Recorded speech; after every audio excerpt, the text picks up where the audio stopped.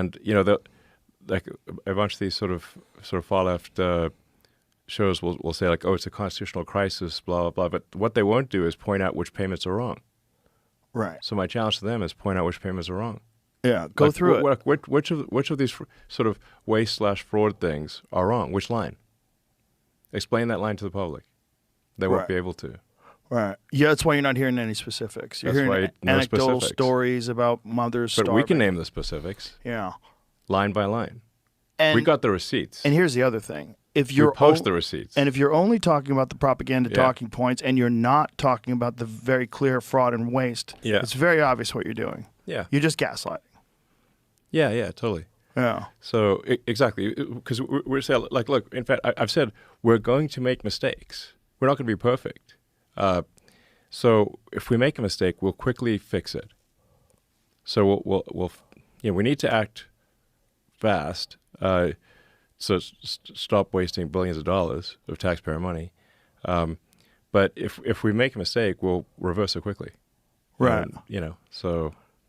It's also this interesting narrative that you shouldn't have access to this Social Security information, as if no one's had access to it before, as if the Biden administration in 2023 there was like 53 people, some of them were students, that had access to all this stuff. Yeah. As it is, there are tens of thousands of federal employees that have access to, already to the system. Anyone from DOJ has to go through the same vetting process that those federal employees went through. So there's not like some unvetted random situation. If, for example, there's a security clearance needed, the DOJ person has to have that same security clearance. So there's no reduction in security. But I mean, obviously the vast numbers of Social Security numbers have leaked onto the internet. People have hacked the government systems multiple times. Vast amounts of public information has been hacked and dumped onto the internet. So, I mean, there's a guy at the IRS that leaked 500,000 tax returns just a few years ago. On purpose? Yeah. For what reason?